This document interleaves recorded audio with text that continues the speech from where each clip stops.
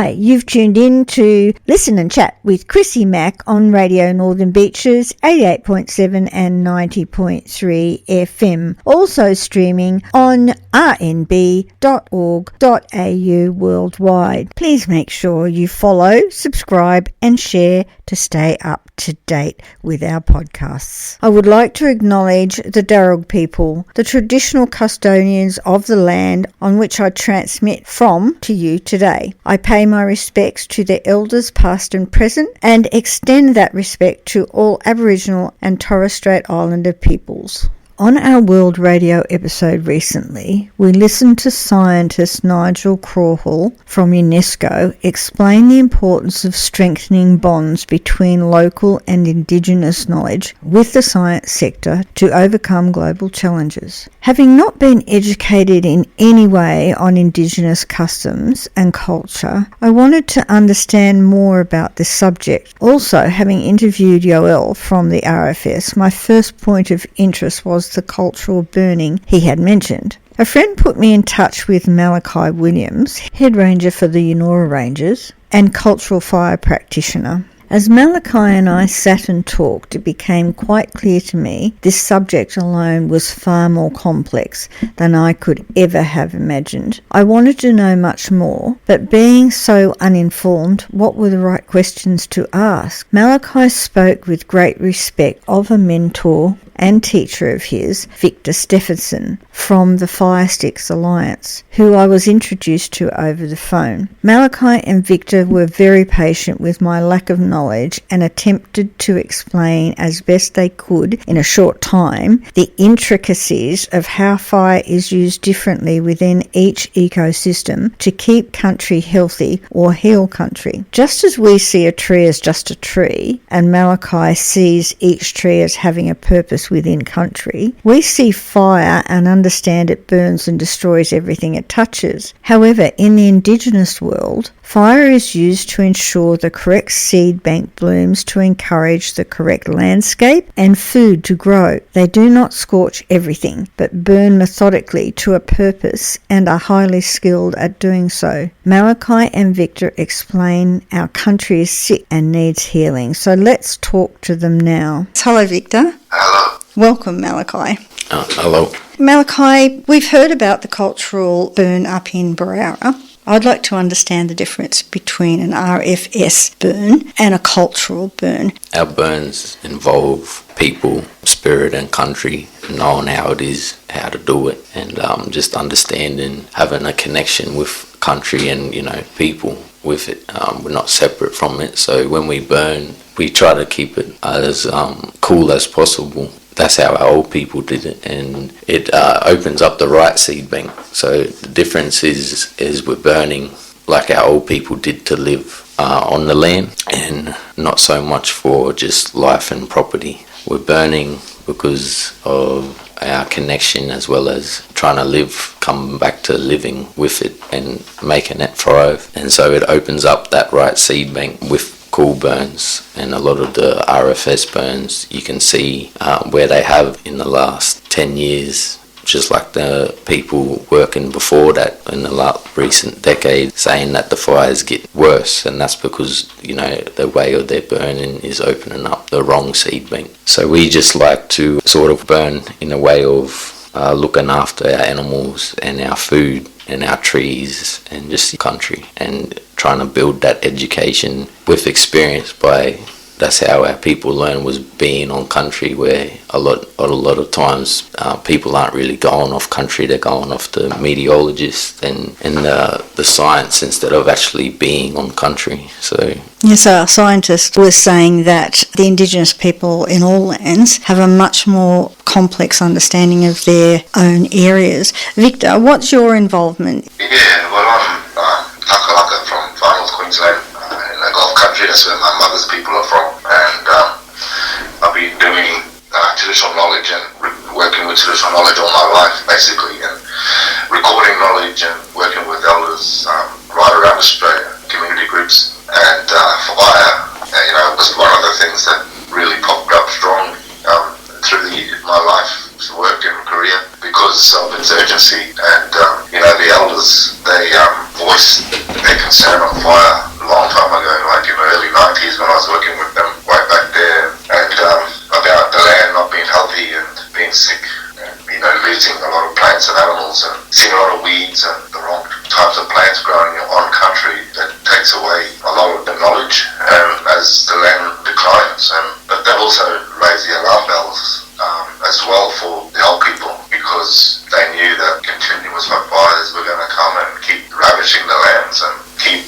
a spiral direction downwards of decline. And that's what's happening in Australia still today. And so the work I do is working with supporting communities to restore that knowledge base by looking at being on country and sharing indicators and Indigenous knowledge indicators in landscapes within trees and soils and grasses and country, and sharing those indicators in a way that rebuilds and restores that knowledge and that practice. And the way that's done is through practical application. Indigenous knowledge can't be shared just by talking about it. You certainly can't have a debate about Indigenous knowledge or fire management and say how it is by a verbal debate. It only can be demonstrated practically. I have spoken to Yoel from the RFS, and Malachi has kindly invited him to witness a cultural burn. So Malachi, you were saying that in between cultural burns, you still do little litter burn off so that the surface doesn't get so thick with burnable material. Tell us about that. We burn to get rid of a lot of fuel that RFS always say that they're worried about. With them burning, they try to burn it in sort of one go. And with us, we're about burning to get the right things back. And to do that, a lot of the land's choked up with that leaf. So we burn consistently with low fire, like cool fire, to get rid of that leaf, that fuel. And so tell me more about how you do that and why you call it a cool fire.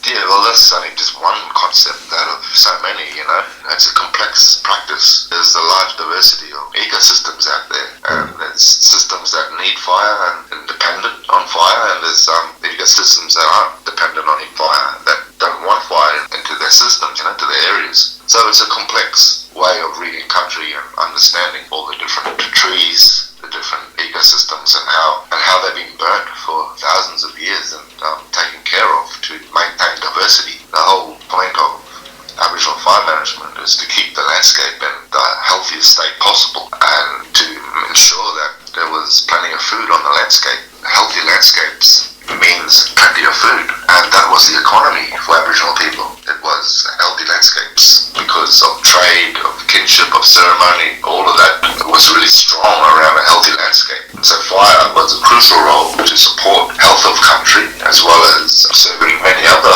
aspects as well to the people around hunting and all sorts of things. So, but more importantly, it was an important part of the land that was a responsibility and part of traditional law to put that fire the right way. And if you did it the wrong way, there would be consequences. It was very strict. You couldn't just burn any old way like they do today and scorch all the trees and scorch the earth and leave the land bare for 7 months with just bare dirt because you burned too hot or wrong time of year. Like if you did that, you were just causing hardship to the people, to the country. You know, it was such an important practice, and over thousands of years, Indigenous fire management has assisted in evolving the plants and the animals on our country in Australia. The fact that fire only burns in certain ecosystems at certain times, and the way that the grasses are shaped and for different soil types are all from burning practices that have helped evolve the landscape to the way it is today.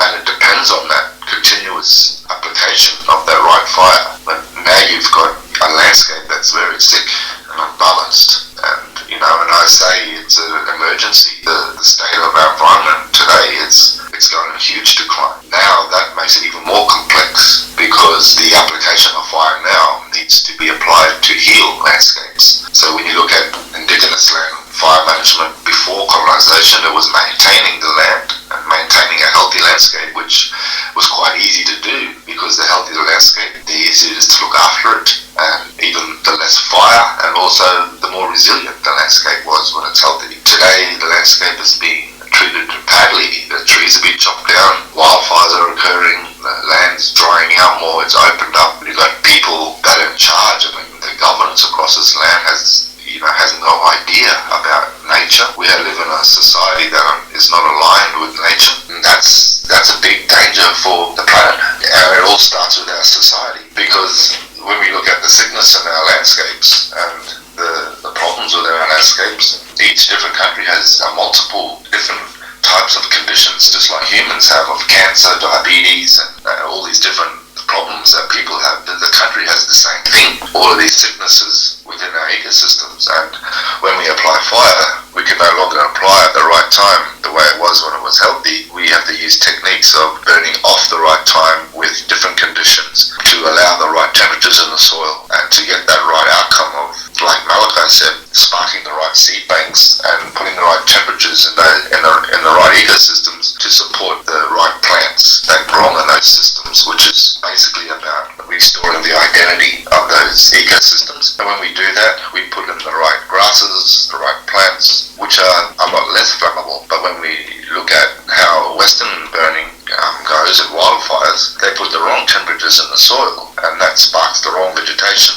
and that brings in invasive plants, invasive weeds. Basically, they make the landscape even more flammable next time. So a lot of hazard reduction burn sometimes, well, most of the time I've seen is that it makes the land worse down the track, and then it's creating a worse problem down the track from burning the wrong way. It takes at least 2 to 3 years to train a practitioner to be able to understand this, be able to know what they're doing in healing landscapes. I know you did the Barara cultural burn, but are you getting a lot of cooperation and understanding from the RFS? When we did our burn in Barawa, it was very accepted by Barawa. Definitely separate ideologies. All the RFSs at the moment want to learn about it, don't understand it, and what that scientist sort of said, it's hard when you don't understand something to sort of be acceptable of it. In Barawa, we burnt over there a section, and just like what Victor was saying, is that we have to approach it differently, because we didn't burn,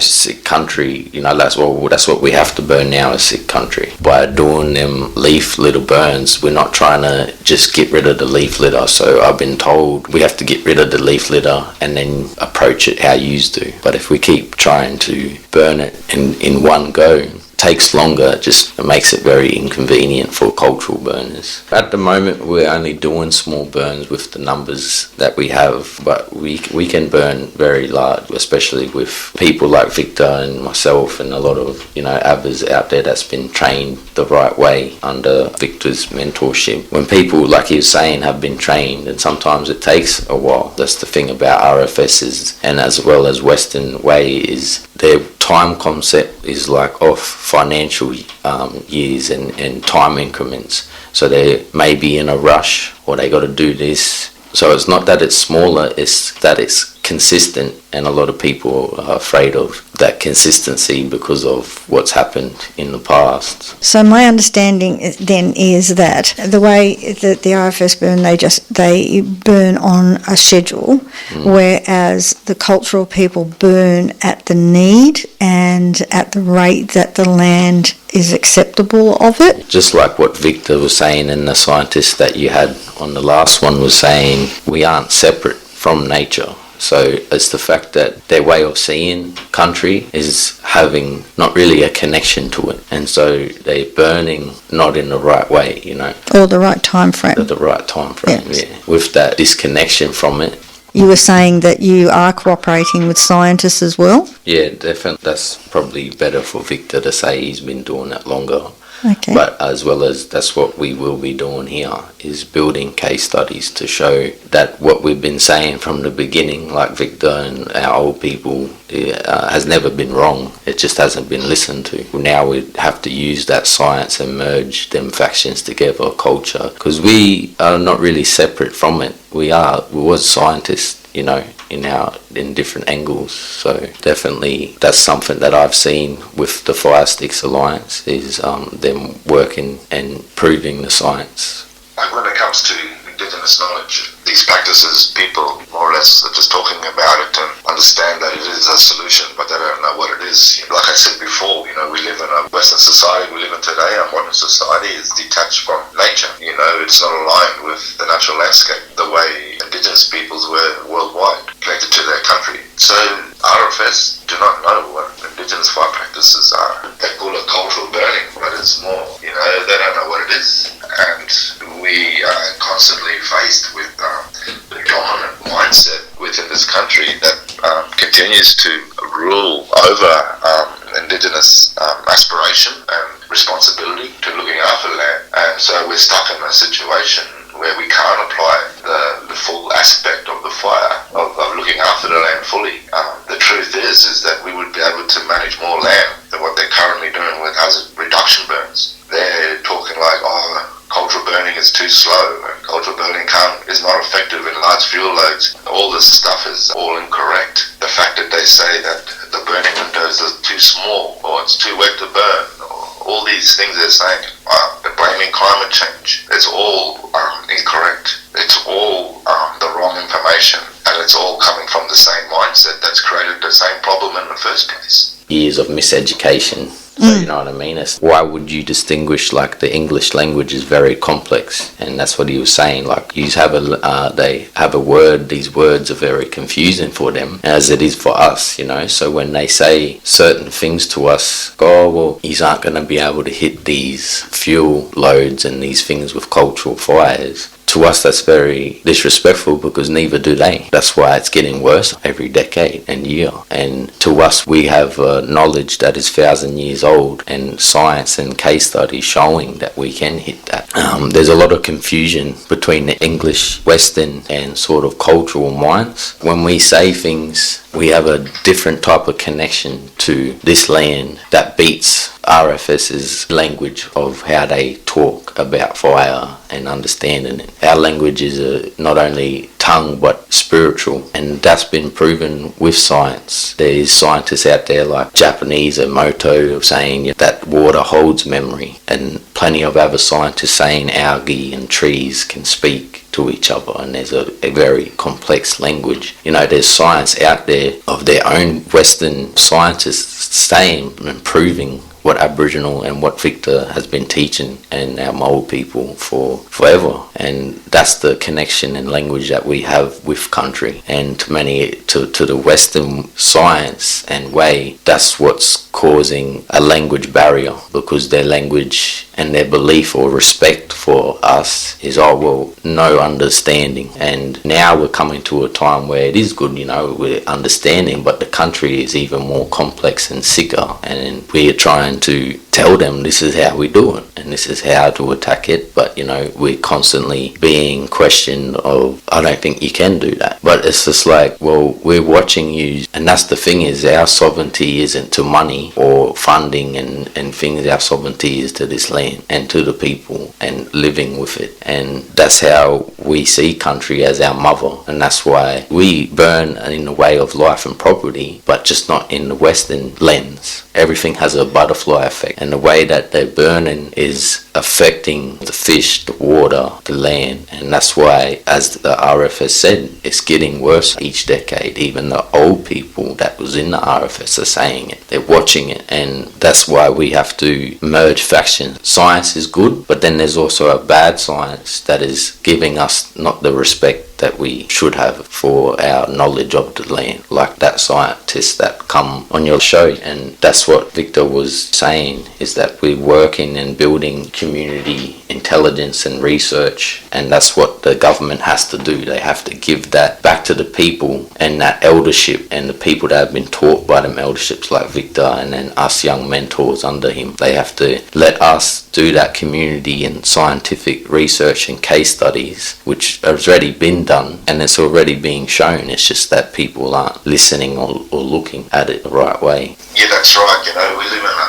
society where, like I said before, people are disconnected from the environment here in Australia, and Western agencies and fire and land management does not know the landscape. And so that's why we're left with untruths around what's going on with the country with wildfires, and being told that the windows are too small, being told that it's not possible to have the country healthy or country resilient against wildfires because of climate change. And that's all not true. The condition we're in is not from climate change. The condition we're in is from people. It's from our society and what they've done to the planet. It's human-induced situation that we have here. And like I said earlier, this country has evolved with people. Humans have been a part of this environment for thousands of years, and you're probably tired of hearing that. And, you know, we say it over and over. People have been here for so long and have played an integral part with nature. And the animals depend on that. The animals, the plants, they depend on humans to do their role, and do the right role, because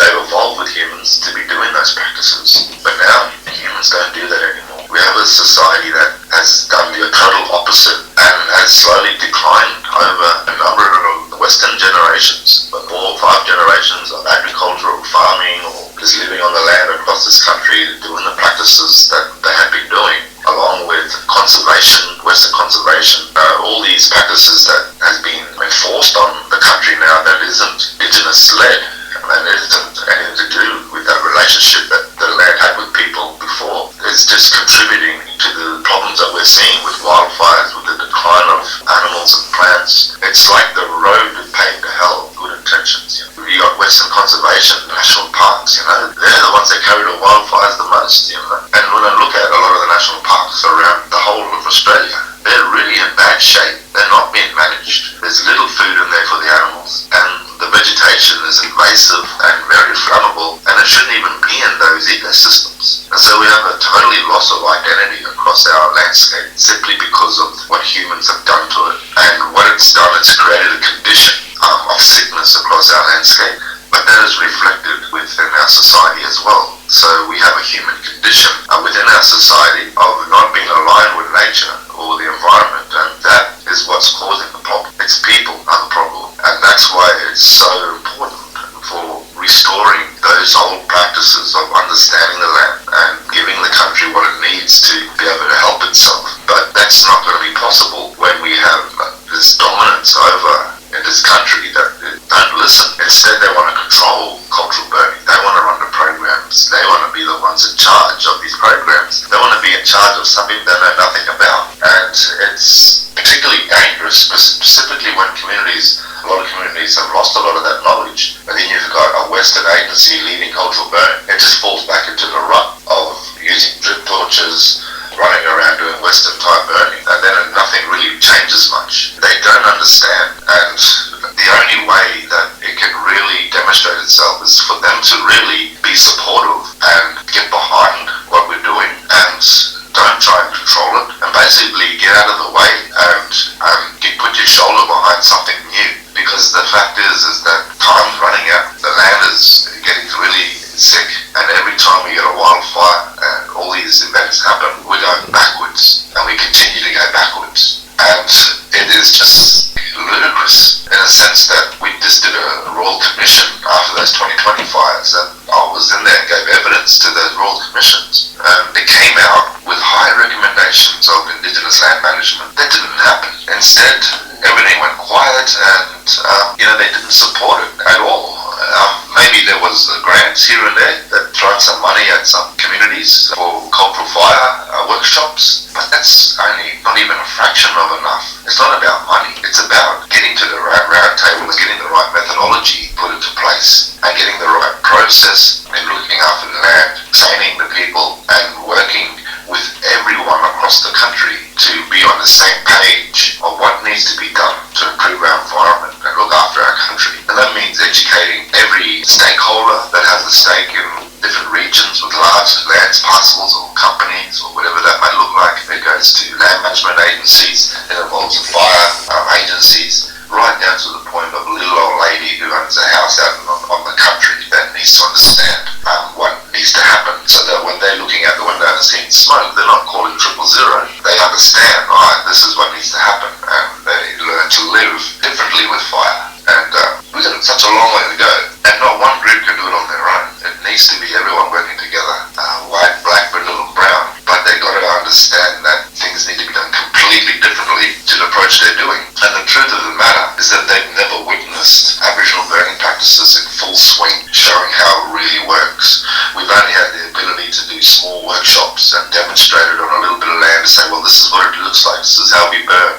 But that is just a very small scale of demonstration. What we want to see is bigger scale demonstration, but it seems that they don't want to support that. It becomes very difficult with all of their fear, all of their egos, and they get in the way. There's so many reasons why we can't get the fire happening on country. And so it seems to be easiest with private landholders and working with private landholders because, people who own land just, they're a community and and we can make things happen on private land. But when we look at, working across government landscapes, national parks, it becomes extremely difficult because of their policies and their risk assessments and all this stuff, and even their assumptions, talking about cultural burning like they're the experts and giving false information on what's not possible around the application of the right fire to country. So it's a mess, and it continues to be a mess, and it's only going to get worse because the next wildfire is going to come,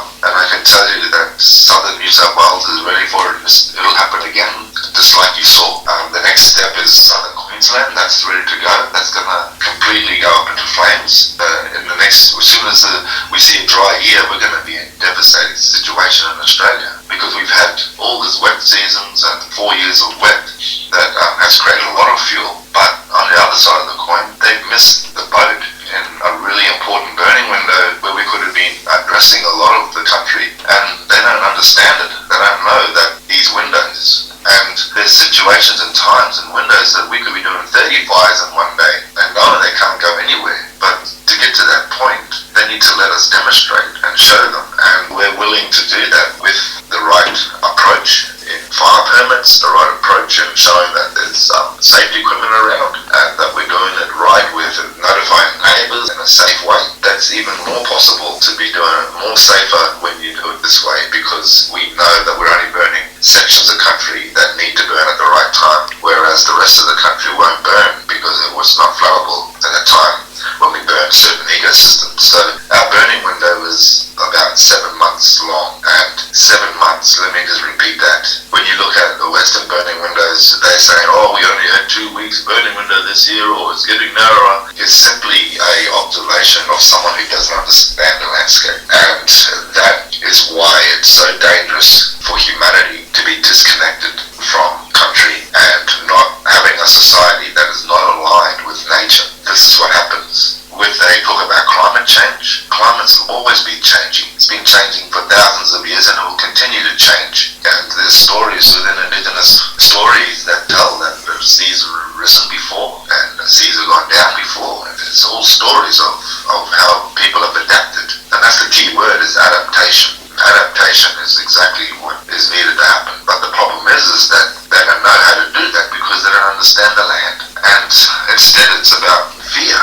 Like, climate change is, like, for me, out of all the years doing this work and burning through my life, I've never seen the burning windows close from even when the drought came in, even for when the wets come in, the burning windows still remain. And I've been able to burn country with communities at times and when we're supposed to burn. And there's never been a situation where we're going out and going, oh, we can't burn because of climate change. It's not affected the way we read the land or anything. What climate change does, it just allows us to adapt. So we might shift a little to the left, a little to the right in burning time from a month apart, or from my burning, a couple of months out of whack. But we just keep applying the right method by adaptation. And so the burning methodology changes all the time with climate. But they can't do that because they don't understand how to adapt your fire to a changing landscape. And that's why the old people were so clever. That's why Indigenous knowledge systems have so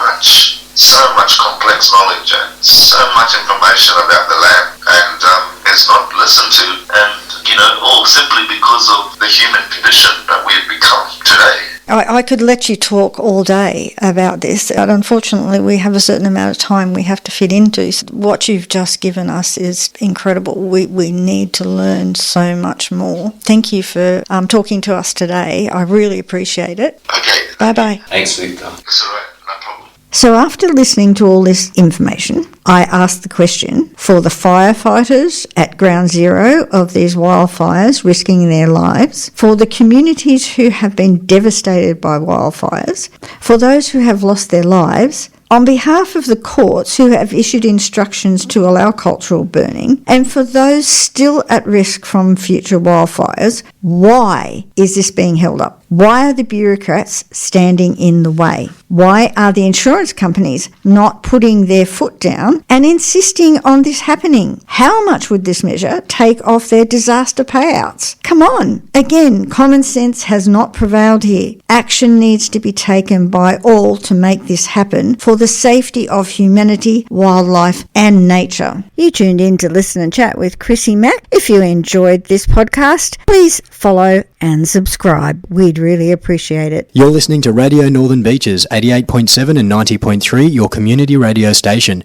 Check out our website at rnb.org.au, now with live streaming.